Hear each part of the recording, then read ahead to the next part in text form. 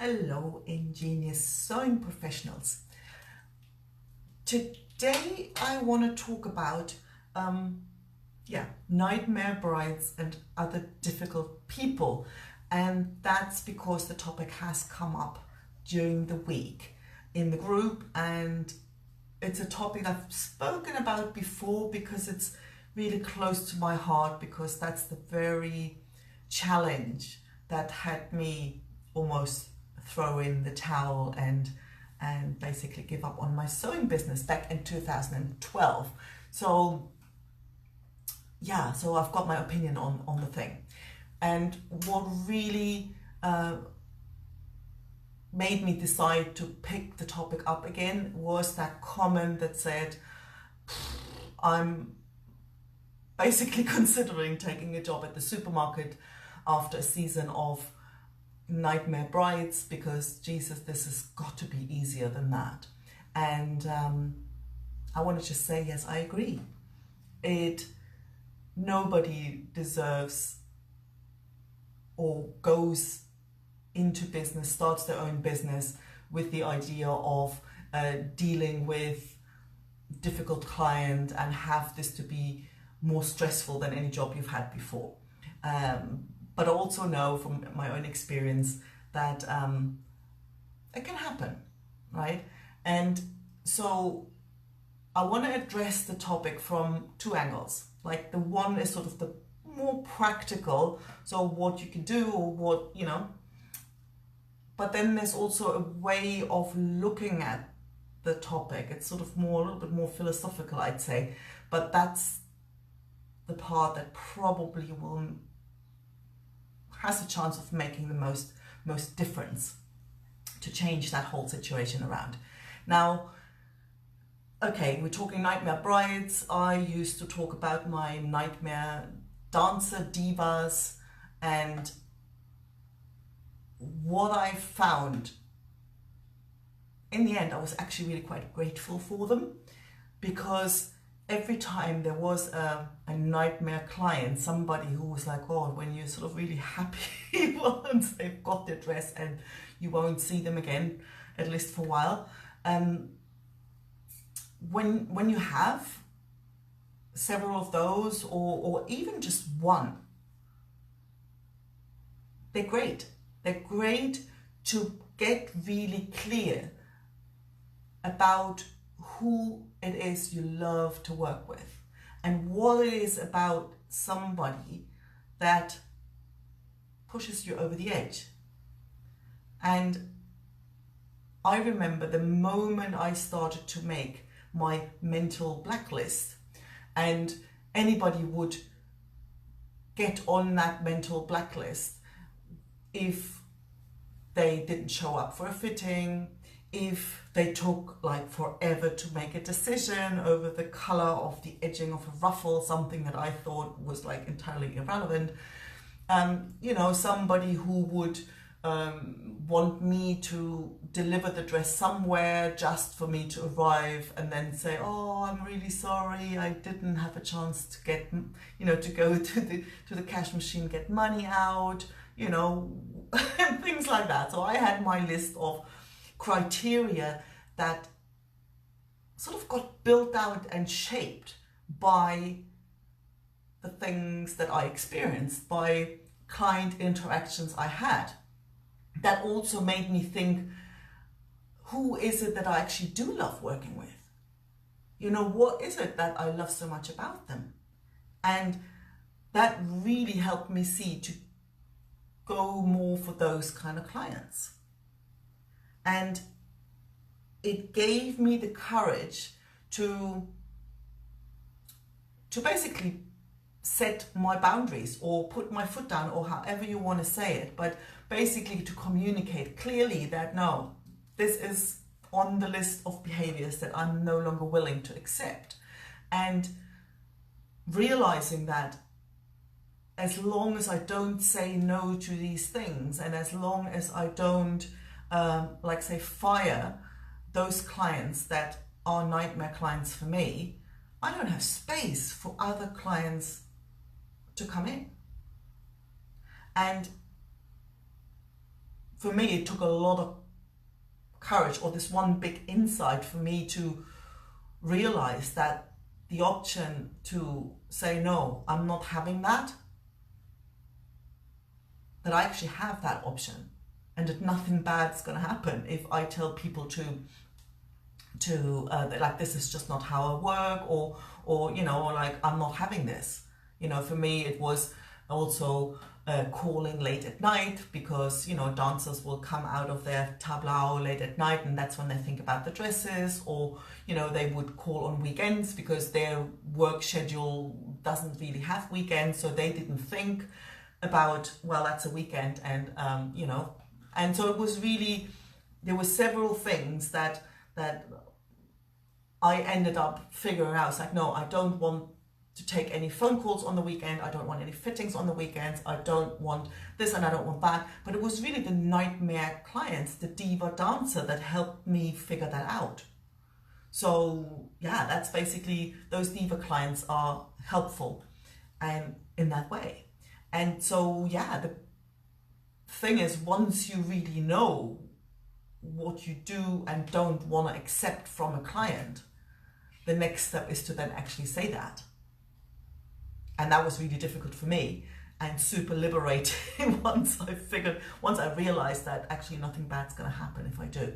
And the other aspect of the whole thing, and that came out even in the discussion in the group, because there was one comment that said, oh, actually, I'm the difficult one. Yeah, isn't that funny? What difficult actually means. What makes a client difficult? And if I were to ask that question in a group, and I might actually do that, it's going to be fun, what makes a client difficult for me might not be a thing for you at all, and the other way around. So what makes somebody difficult really has more to do with my expectations than it actually has to do with them. And even the most diva bride and the most, you know, annoying client you can imagine, just imagine their husband, their kids. There will be people in their life who don't see them as difficult at all, who love them just the way they are. And I find it's really helpful to realize that difficult just means, if somebody's difficult, it just means they're doing something that doesn't fit in with how I think these things should work. And sometimes they're like totally culturally accepted things, so I'm not the only one who thinks that. But still, at the end of the day, it's more about how I interpret what they do as opposed to what they're actually doing. And I've also noticed that whole idea of somebody being difficult, it changes from one person to another, but it also changes even within me. And I'm just gonna mention my partner again, and you know, knowing that he's not gonna come in and he won't understand what I'm saying anyway, because say he can do stuff that I find super annoying, right? And there will be days when that drives me mad. And then there are other days, or even sometimes minutes later, where it's just like, yeah, whatever. And it doesn't bother me at all.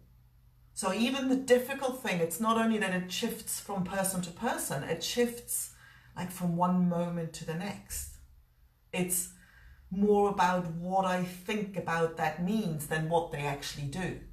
And I've had some really, yeah, kind of annoying customer stories with that as well. Like I remember one lady who would basically stand me up for a fitting, and not just that she didn't come, she actually made me go somewhere to come to her studio. And so I interrupt what I'm doing, I get dressed, I walk to, well, fortunately it was walking distance, so I walk to her dance studio for her not to show up. No message, no nothing, right? And I was furious, like, honestly. And in the end, it turned out in the middle of the night, her dad had a heart attack. So she actually she was in hospital, worried about whether her dad was going to survive or not. So the dressmaker honestly was literally the last thing on her mind. And I could really, the moment she told me, my whole perception of the situation changed. And me being like going from furious to, well, you could have told me about Jesus, I'm really sorry.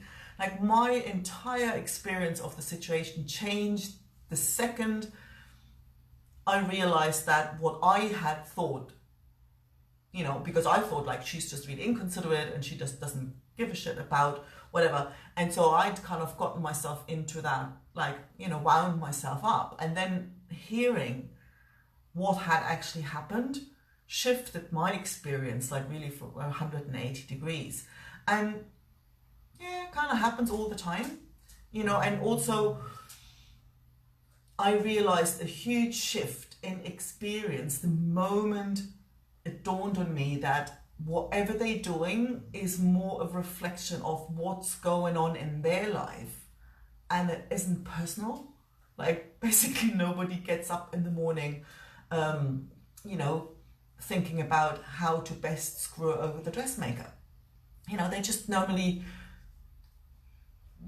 up to the eyeballs caught up in their own lives. And I think brides are probably an extreme example in that way. Like, there's the wedding and all the emotions that go with it and all this tremendous meaning they give that event. So everything around that is becoming this supercharged experience. And I remember my own wedding, like I just somehow grew up in a different culture. And for me, it was like, yeah, okay, so I wasn't super nervous, and I definitely wasn't a nightmare bride for anybody, because I just didn't have that, this is this one perfect day in my life that has to be the biggest, whatever. I just didn't have that. So, basically realizing that what makes somebody difficult is like super transient, transparent, and it shifts all the time. And it isn't personal, it isn't about you. And really understanding that anybody ever only does what makes sense to them in that moment, given the way they see the world, has been incredibly liberating. So I hope it gives you a bit of a shift in perspective that might be helpful. So yeah, so just out of curiosity, what is it that makes somebody difficult for you? And let's just compare notes. So I look forward to your comments and how you deal with difficult clients and or suppliers or whoever, difficult people in your life. So I really look forward to hearing your experience. And I'll talk to you again soon. Bye bye.